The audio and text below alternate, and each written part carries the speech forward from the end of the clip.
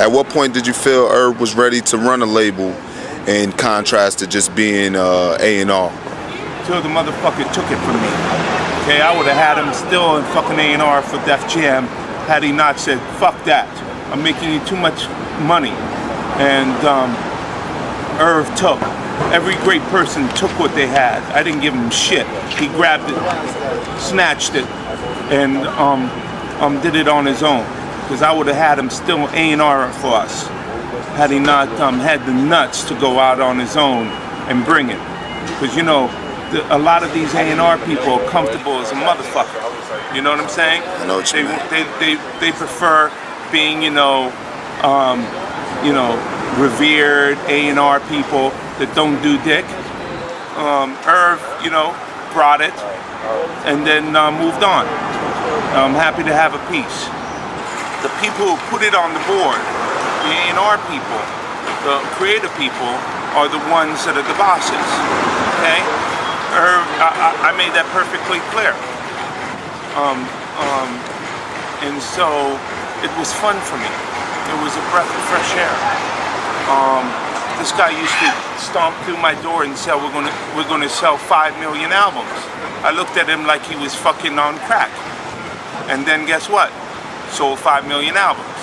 And after a couple of epiphanies, predicting the future, you start writing and listening and doing what he tells you to do. You see, really, the one thing that Gotti's figured out is that he's the boss. You know what I'm saying? He tells us what to do, we do it. We know what's smart for us. It's simple. Irv decided to go, you know what? I'm going to invent the Irv Swerve. I'm going to go and learn this radio shit. And guess what? He learned the radio shit. I'm going to go and I'm going to know about sales. And he learned about sales. I'm going to start this company and create opportunities and employment opportunities for, a bunch of people that would not be employed right now. Instead of, a series of other record companies that will remain nameless, that are jerking themselves off and jerking their whole crew off and think it's all about diamonds and cars and how many bitches they could fuck. Irv and his crew are all about their money, building a company that withstands cold periods, because we all get cold. But they're building a company, a sophisticated company, a company that could have revenues of several hundreds of millions of dollars. A company that has an incredible executive talent, that know how to sign and develop and nurture acts and grow. And so what's the future hold is, I think the future is bright, because there's an enormous amount of inspiration involved in what Irv is doing and Ja's doing. I mean, come on. He's one of 8 kids. He was last to eat at the table, okay? Last. They had one bathroom. You know what I'm saying? They used to eat in shifts, okay? It's a different thing right now. So, thank God for America. Really rough, particularly on women. But I think it helped change the course of the crack epidemic. I don't know what's this opioid thing, man. Well, being a crackhead wasn't cool back then. Being a crackhead wasn't cool. Now they seem like they're making it cool to be drinking lean and syrup, and it's the most dangerous. It's the most dangerous thing that's facing our society. So why sign an artist that would promote that? Because I already answered that question. You weren't paying attention. She asked me talent or issues, and I said talent. But I have to. I can't give up on people. But I'm saying that's hypocritical, though. You're saying it's opportunistic. Yeah. I got people to feed.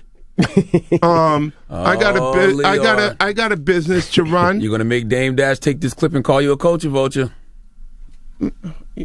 who's named Dash? You brought him up. I don't even know him. I don't even know him.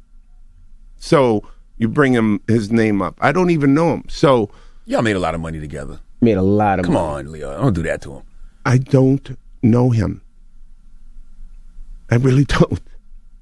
So, I don't know what to tell you. Old white men is running this rap shit. Corporate force is running this rap shit. Some tall Israeli is running this rap shit. We poke out our asses for a chance to cash in. Cocaine is running this rap shit. Joe Yak and E-Pills is running this rap shit. This rap shit. Quasi-homosexuals is running this rap shit. What, yo? We run the world.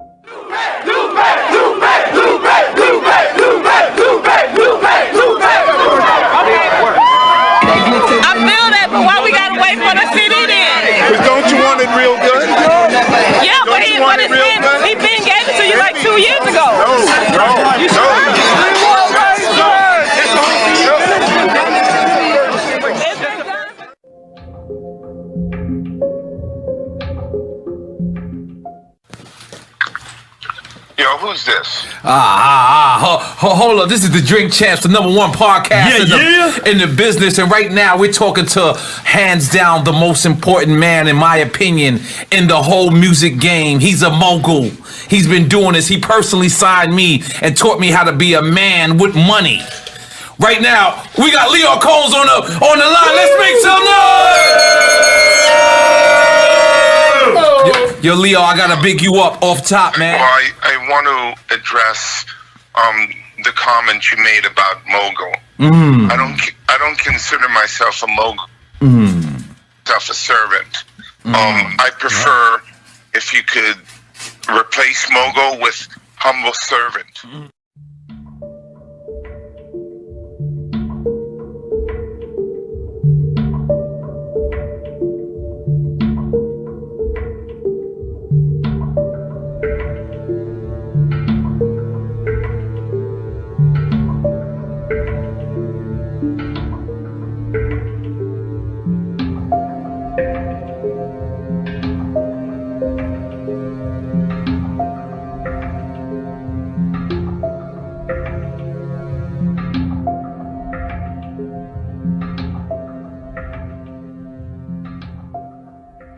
My beef was with Lyor because I think he's a fake CEO and I think he's fronting on my culture, but he can't front on anybody else. and I'm calling him out publicly, and I want him to stop trying to rape my culture, go make some money with some other people. They have people that their job is to create beef so that they can monetize it, pause, but they don't let their culture feel it, but they make money from it, and they can't make any money or get any respect in their culture. That's why they're in our culture. It is what it is. It's a perfect example of what they always do to us. They always try to, offer some paper bag of money or whatever it is, whatever selfish agenda, which is the test, and then have us divide so they can benefit and take the fight off of them and put the focus on them. Never had a beef with Jay, always with Lyor and his whole crew. He's the one that ruined Rockefeller. I think it's fair to continuously make money off our culture, not make money off your own culture, not use any of your money to help our culture, but use the money you make from us to help your own culture, and then not to give the respect to the people that are the DNA of. Call Kevin Lowndes. I don't think I've ever seen a Lyor Cohen interview. Exactly. Of course you don't see. Of course you don't see the puppet master. I don't like who he empowers and the way he empowers them. I didn't like when he hired Todd Moskowitz to run Asylum. I didn't think Todd, as a lawyer, knew anything about music. It just seemed like complete nepotism, and he was using other people's money. He got a job because of nepotism. Ask them why they got their jobs. That's what I want to see. How did Joey get the job president of Urban, and what does that mean? I need to see credentials. And I have to worry about being manipulated by somebody that's smiling, pretending that he's with you, but he's robbing you. Because when they rob you, they don't come as an enemy, they come as a friend. But I've been to these Jewish events, and I have nothing against Jewish, where I've seen him make Jay-Z gift speeches. And I've been like, well, I don't understand why that doesn't happen in my culture. You know what I'm saying? Like, I'll tell you right now, stay clear of Lyor. He will rob you. He will ruin you for the money. And when you're with him, you look like a slave, because that's how he looks at you. Trust me on that.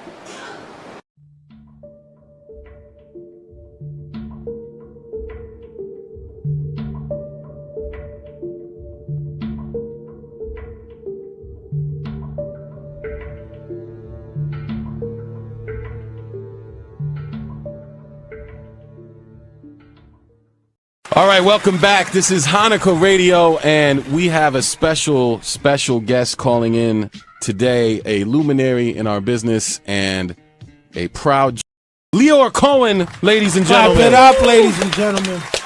Thank you. Lyor, thank you. I'm so thrilled and honored to be asked to do your radio station, especially on the last day of Hanukkah. L'chaim. Shalom. We are honored to have you. How could I help you? Well, Lyor, this one of the things we do here is we don't necessarily get too religious and talk about Hanukkah and what it stands for, although, we have gotten into that in the past, but it's more of a celebration of, Judaism and hip-hop, since we are a hip-hop station, and that's what we do, and your roots are definitely in hip-hop.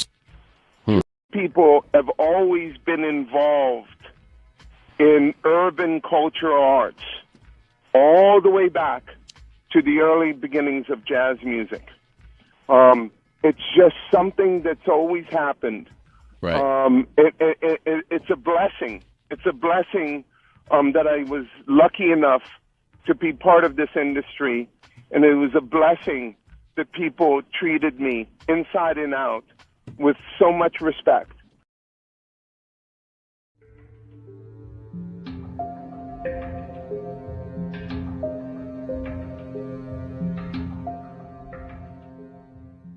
You get criticized a lot, from other execs and people like Dame Dash. They call you a culture vulture, that you haven't done things. Does that bother you, or how do you feel about that? No, it actually doesn't bother me. It would bother me if it came from a credible source. And if it's a credible source, then we could have a conversation and actually have a discussion, because if someone thinks something about me that I may have done to offend them or hurt them or do something that they misunderstand, then we'll have a dialogue. Mm-hmm. And then we'll communicate and get to an understanding and move on, or not. Right. But I can't give any light to that. It's a clown right now.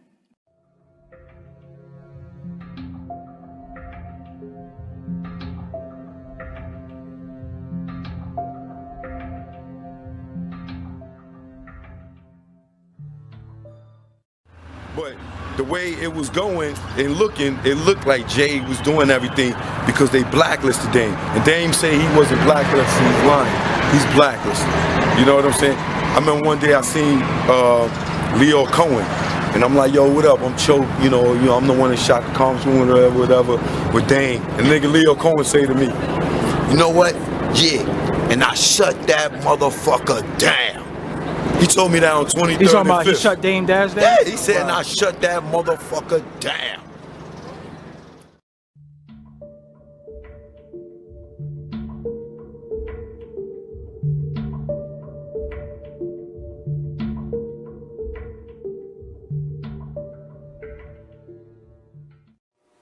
And to make a long story short, just to run down my resume really quickly, I created this show called Spring Bling.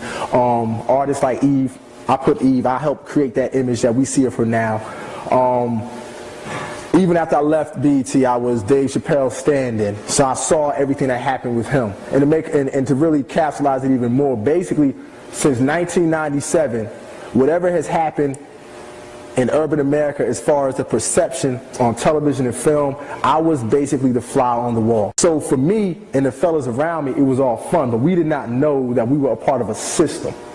Even going back to what the brother talked about with the valley with the rap, here's the kicker. It's not that the rappers are gay. That's not it. That's a misconception. What it is, it's about control. See, that's what makes it, that's why you see so many buffoons nowadays in television and film, doing things that we know, like, wow, Jamie Foxx, you would say that? Wow, Jay-Z, you would actually sit there and do an anti-commercial? Because they're in a bind, because see, Jay-Z's not gay. I'll use him as an example. He's not gay. But once you reach a certain level within that weapon of mass destruction, you have to give something up. There's something that you're going to give up because you got to be down with that crew. And how do I know? Because it happened to me. That is why I'm standing here talking right now. I reached a certain level in that station. I was the only producer to ever come as a new kid and create a multi-million-dollar revenue generating show. I was the only producer in there that artists would come and be like, oh, I need D. Brad to do my show, or that actually helped create an image for artists. So it reached a certain point where now it's time for them to introduce me to the inner workings of this monster that's created. So now you have a rapper who will get turned out by a high-ranking label exec because, well, what you gonna do? I mean, if I want to be a rapper and I walk in and the label exec tells me that this is what I need to do for him because, hey, he put my album on when I really wasn't that talented, but they pushed me because they saw that I was something that they could sell. So when you bring me in a room and there's my favorite rapper right there who's in the same room, so that must mean he must have committed the same act as I did. So at the end of the day, depending on where your level is within yourself, you go do it. You understand? So I literally lived the devil taking me to the mountain and saying, you can either go to the left, you can have all of this. And I was there. It was ritualistically done. The vice president sent his right-hand man to me 3 straight weekends. They do everything in 3s. 3 weekends in a row. Hey, D. Brad, let's go hang out. And every weekend, he kept beating me in the head. Get rid of this Rap City, man. You can do more than Rap City, D. Brad. You can do more than you need to come with us. Then the 3rd night, it was the vice president's birthday. They picked me up in a long white stretch limo. We go to Joe's Uptown, up in the Bronx in New York. We go to Joe, we hanging in VIP. Get me everything I want. Then every time we hung out, it was the same way. Then they bring me to the back room. And in the back room, they had this long table with a white sheet set out. I mean, beautiful thing. Looked like the damn Last Supper. On one end is Derek Jeter. There's Stephon Marbury. There's Fat Joe. And I'm chilling. But the whole night, the vice president is on me like this. I'm trying to talk to the model chicks. He's like, nah, D. Brad, come on, sit right here. So then we party, but I'm not a drinker. So if I don't get unnecessary spirits inside of me, we get inside the limo. He drops his right-hand man off quickly. We're in the car, the man standing across looking at me like I owe him something now. And I know the look because when I was young, I had the same look for women that I took out. So I know the look, and I know the energy. And while he's doing that, he's sitting there with his legs spread open, rubbing his balls. Now, I'm in a situation where I'm like, no, what am I going to do? This is my vice president, this is my boss. But the problem is, I was just raised differently. You understand what I'm saying? I was brought up differently. So for me, I had to turn that away. But what the hell that I caught after that This is why I don't come down on those who buffoon and sell out, because everybody ain't built for this war. Everybody's not built for that. I've been homeless. I've had my name destroyed. You understand? I've had to walk with my head up when I've been dead ass broke. He ain't seen me for like a year because I wasn't coming home when I was broke like that. I was ashamed of myself. I went from being a man to nothing because I would not cross over. As a television producer who was Dave Chappelle's stand-in, which means I did his rehearsals season 1 and 2 of Chappelle's show. I saw what happened to Dave. Dave used to give me advice all the time. And one of the key things he told me was, no matter how much money they offer you, and he said they, as he pointed to my chest, he said, never forget who you are or where you come from. And he walked away from me. And I didn't get it at the time until the nigga left. Then I said, oh. And him and Charlie Murphy would tell me the same things all the time. And then I got it. This is a war. And these cats are sorcerers. And we need to take, and I know the words magic and sorcery takes people to make you think that I'm talking about the Eastwick Chronicles or Harry Potter, but this is real. Because it's affecting our babies. So when they see all these signs visually that say 75% of the new cases in New York are blacks and Latinos, it gives them the impression that everybody black and Latino is AIDS. And I tell people all the time, I'm 35, I ain't never been to an AIDS funeral.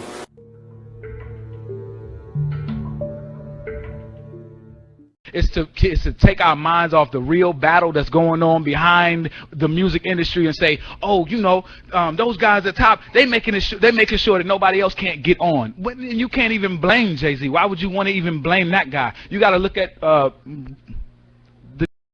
or whatever, these guys like in these corporations that are you know, anonymous, you know, to the world, you know.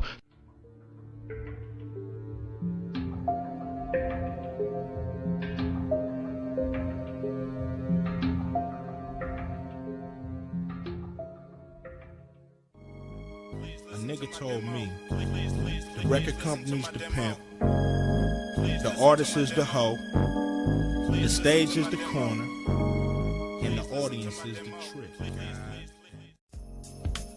Mamas, don't let your kids grow up to be rappers. Unless you tell them if they gonna get in this business, they better learn this business, or they gonna get fucked. Simple as that.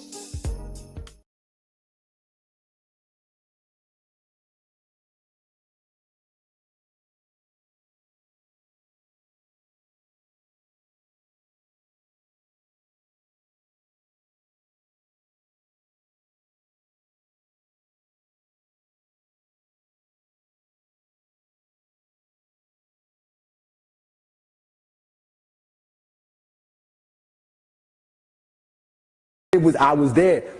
It was ritualistically done. The vice president sent his right-hand man to me 3 straight weekends. They do everything in 3s.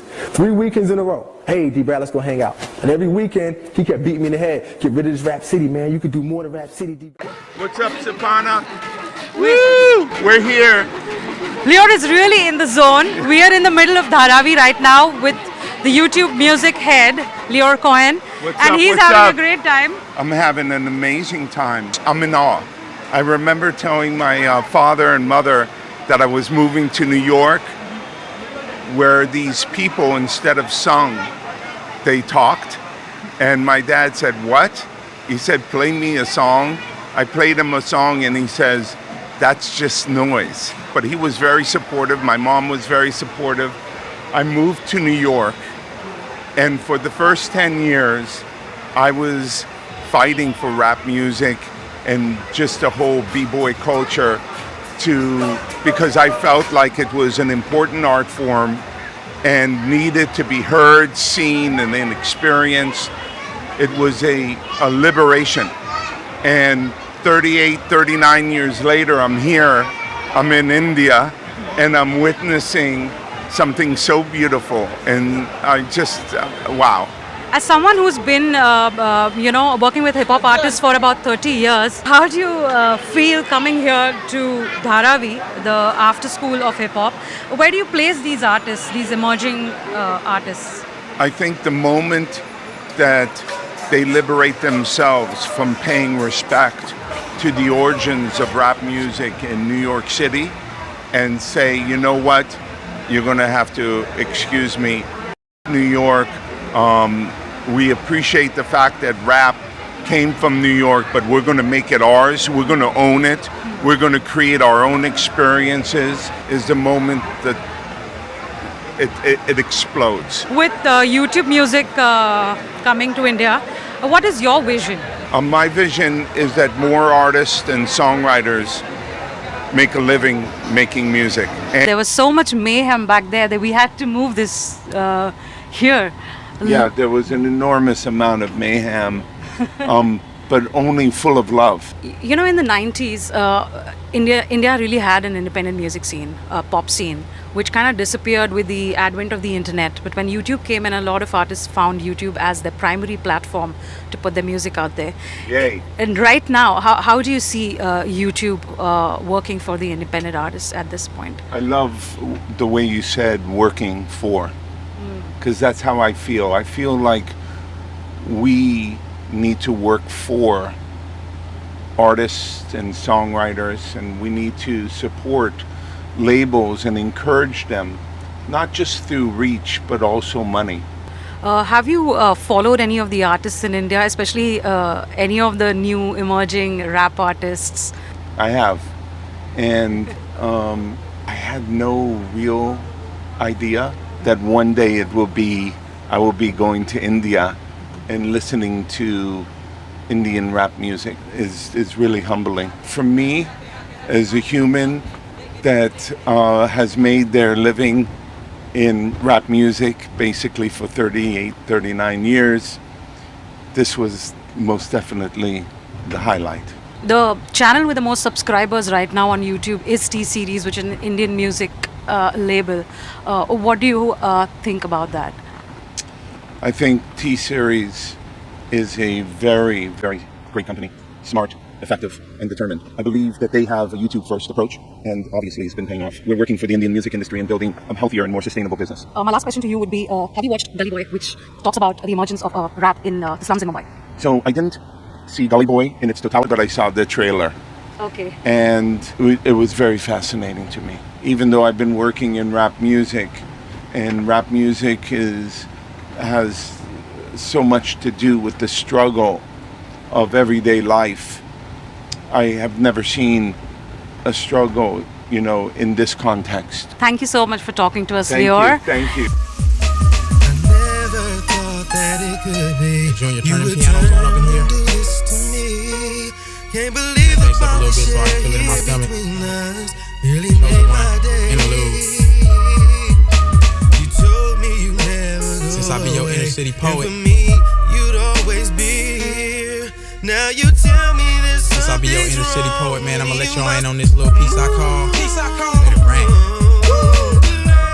Let it rain, let it rain, let it rain. As the sun shines down up on my window pane, I'm feeling depressed and so much strain. I know it's summer, Lord, please, let it rain, rain, rain. It's just a little piece that I feel from deep within. No pad, no pen, there ain't no grin. It's just a youngster that done fell deep off in this game, trying to maintain, hoping to see some rain. Rain.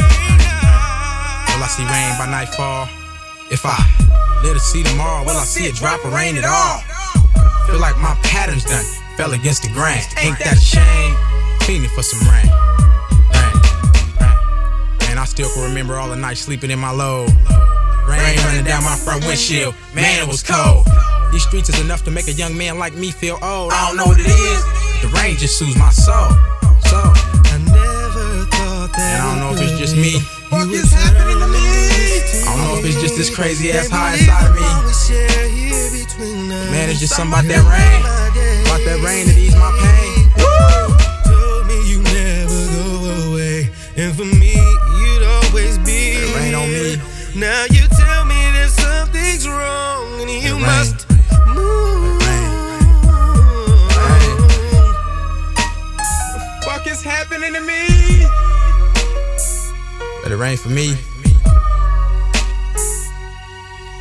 I know it's summer, Lord, but please let it rain. I'm looking for a quiet place where thugs be, and the ones who I care for. What's up, young Lance? JD, so Big T Will, please Young June, take my feet. Go Child, Chosen One, Interlude. closer and the closer I get to you. Keeps me warm to know that you're still down. So please keep your promise to me and flow.